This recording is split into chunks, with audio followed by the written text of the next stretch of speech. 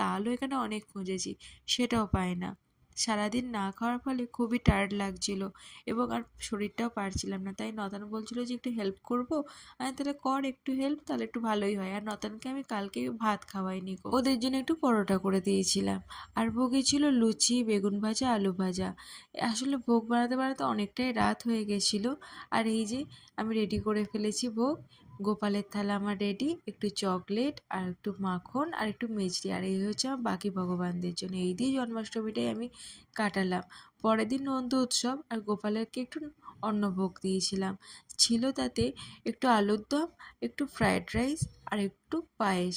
এই দিয়ে আমি পরের দিন সকালে অন্নভোগ দিয়েছিলাম। যাই হোক, জন্মাষ্টমীতে এইভাবেই কাটলো। সব গুছিয়ে রাখছি কারণ সামনেই আবার গণপতি বাপ্পার পুজো। এই হচ্ছে আমার বারান্দার অবস্থা। কালকে এত বৃষ্টি হয়েছে রাতে, আমার দুটো বারান্দা এই অবস্থা, বাইরে গাছপত্র সব ভেঙে পড়ে আছে। এদিকে